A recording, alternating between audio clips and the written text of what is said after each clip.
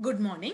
Namaste. This is Dr. Uma Keduvital, Faculty of Agricultural and Veterinary Sciences, Jayoti Vidyapeeth Women's University, Jaipur.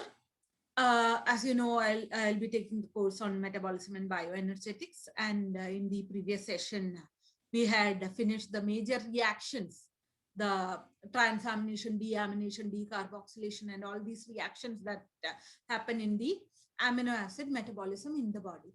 So in this session, we will be looking at the general amino acid oxidation. So this will actually be a recap session for the reactions that are happening in the body, the transamination, deamination, and decarboxylation reactions. We will be going into that again. And also we'll be giving an intro about the nitrogen excretion and the urea cycle, because these are all the general oxidative processes that happen for the amino acids. A part of this was covered in the metabolic fate of amino acids as well. So now if we were to look into the metabolic process, so amino acids, we had discussed already. So amino acids are derived largely from protein in the diet, or else from the degradation of intracellular proteins. And the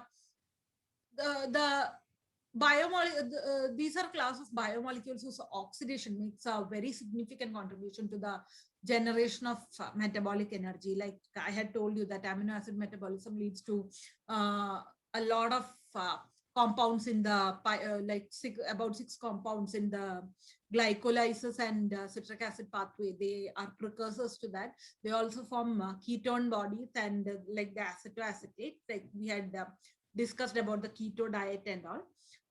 So the fraction of metabolic energy that is derived from amino acids vary greatly with the type of organism, and also with the metabolic situation in which it finds itself. Like we had discussed that if a person is having only a keto diet, or they are like complete non-vegetarians with absolutely no glucose or anything of the sort in their meals, then the majority of their food is coming, the energy is coming from amino acid oxidation. Because a full carnivorous meal, like you are having like what, boiled meat as your food, or boiled egg as your food, then the lipid content is also low. Or rather, let's be more specific, you have had like 5 egg whites, boiled egg whites as your meal, then you are having a meal full of protein and almost absolutely no other nutrient in that. So then your energy will have to come from amino acid oxidation. So but that is not the case when you are like herbivorous. Like you have had a mango is like so full of sugar, fructose is present, like, or you are having grapes, they all have high glycemic index. The blood sugar level shoots up like quite high if you are a diabetic person and you are having grapes and all, because they have a high GI. And then when that happens, like then the amino acid degradation, the oxidation doesn't need to happen, because whatever, the glucose is the most easiest source for digestion. Like if there is an amino acid, more energy has to be spent on it in order to obtain it into a form that can be metabolized by the body in the form of either glycolysis or the Krebs cycle pathway. So that then what happens is, like if glucose is available, amino acid oxidation is not extremely necessary. So that will be only used, amino acid oxidation only happens for the catabolic, the anabolic processes, because that forms the base for uh, other protein synthesis and nucleotide synthesis and all. So then that becomes, but otherwise it won't be. So like in animals, amino acids can undergo oxidative degradation in 3 different metabolic circumstances. So the first one will be during the normal synthesis and degradation of cellular proteins, that is the protein turnover. And some of the amino acids released during breakdown, protein breakdown, will undergo oxidative degradation if they are not needed for protein synthesis. But when a diet is rich in protein, that's the second circumstance. And so that we were discussing, like if a person is undergoing a very strict keto diet, then carbohydrates will be unavailable or not properly utilized, and then body proteins are called upon as fuel. And under these circumstances, what happens is amino acids lose their amino groups, and the alpha keto acids undergo oxidation to form ketone bodies, carbon dioxide and water. And then the third part is the carbon skeletons of amino acids provide the 3 and 4 carbon units that can be converted to glucose, as well as that are required for the and from there it'll undergo pentose phosphate pathway in order to produce the erythrose 4-phosphate and all, which are important biosynthetic molecule, anabolic molecules. So and this amino acid degradative pathways are actually very similar in most organisms. So one major factor that distinguishes amino acid degradation from the catabolic processes is that every amino acid contains an amino group. So every amino acid degradation requires the removal of the amino group. So if we were to look into the metabolic fate of amino groups, then that is covered under the transamination and the deamination reactions that we had looked into earlier. So in that, like if we were to look into the metabolic fates of amino groups again, so the first one will be the transamination reactions when one amino acid is not required but another is required. Then the amine group from the one amino acid will be transferred into another alpha keto acid, and it forms the amino acid of that one, and this will become the alpha keto acid, and that can be used for carbon metabolism. Now the deamination reactions, where the deaminase enzymes remove the amino group, and that becomes ammonia that can either be converted into urea cycle, or if this is happening in the kidney, then it can be used for the pH control of the urine and reduction of acidosis in the body and all that. So that is the second fate. And the third one is the formation of the biogenic amines, the decarboxylation reaction. And then also these are all biologically active molecules. So, and then we had discussed about the alanine glutamine cycle. So that happens between the liver and the kidney, and that acts as one of the major modes of excretion, or rather the transport to the kidney by of these amino groups, and that is involved in the excretion, the urea cycle that happens in the liver, and then that is also transported to the kidneys. So and then if we are to come into the different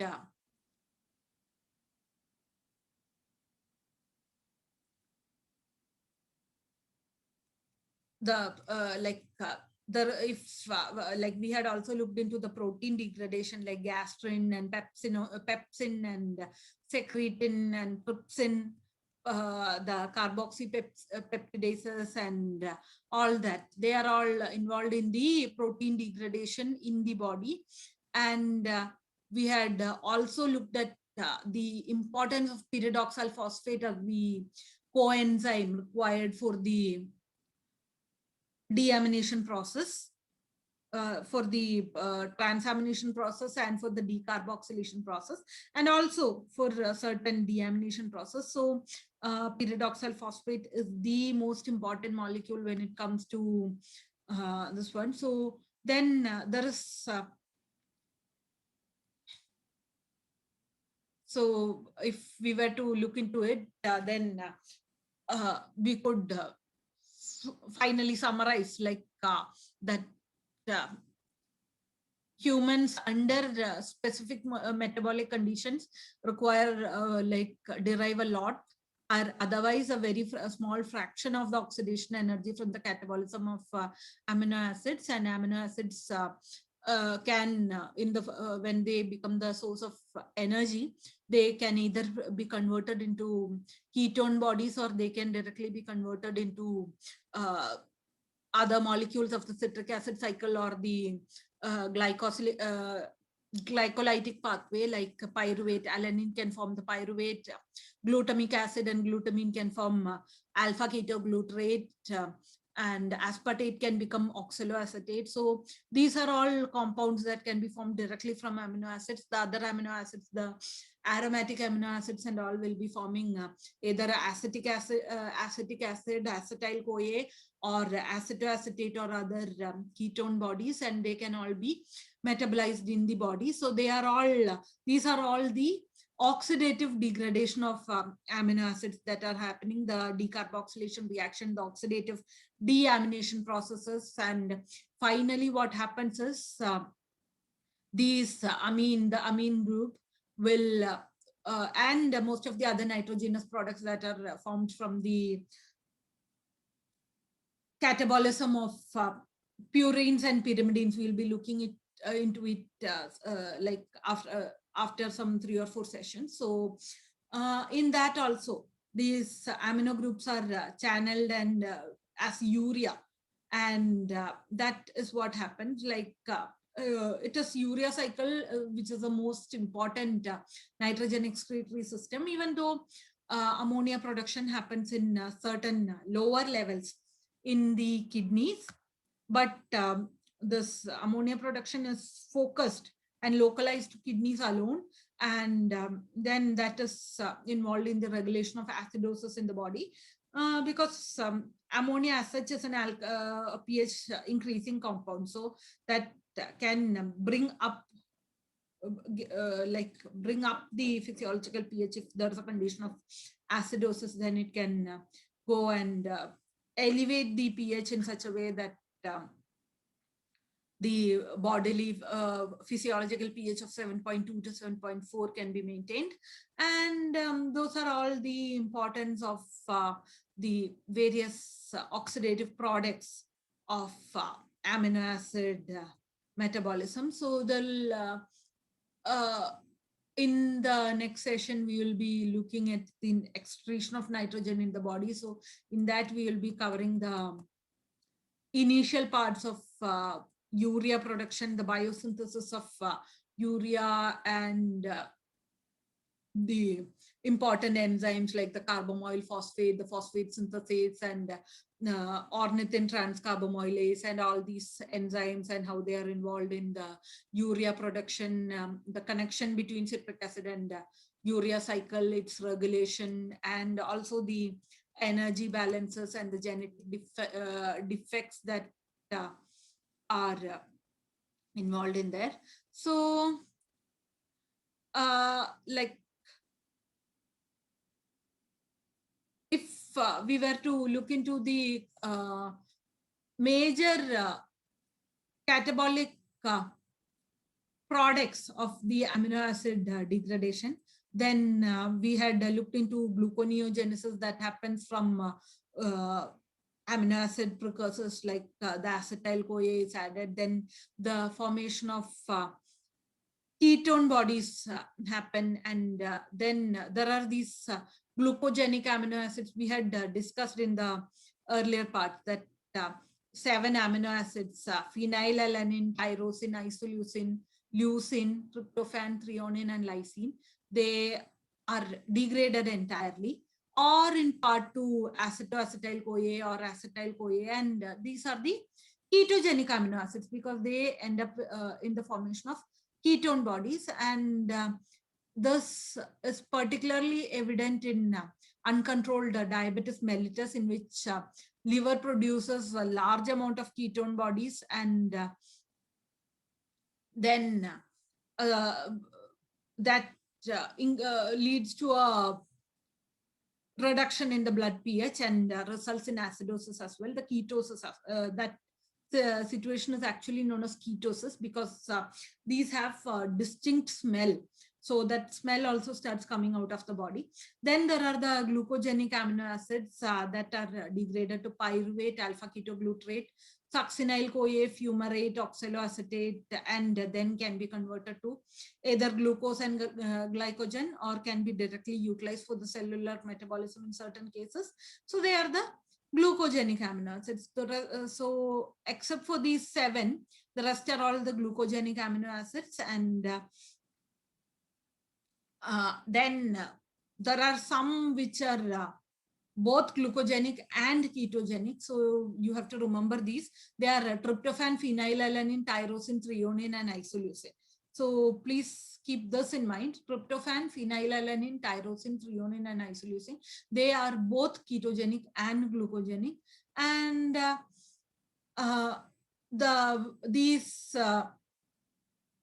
catabolic reactions normally require either of the 3 cofactors, which is biotin, tetrahydrofolate, or adenosyl methionine. And of course, the pyridoxal phosphate is also a very important coenzyme for the amino acid metabolism. So these are all the major oxidative pathways by which an amino acid is degraded in the body. And that'll be it for this session. In the next session, we will look into the nitrogen excretion, the aminotelic and the ureotelic and the uricotelic organisms and all. That'll be it for the session. Thank you. Have a nice day.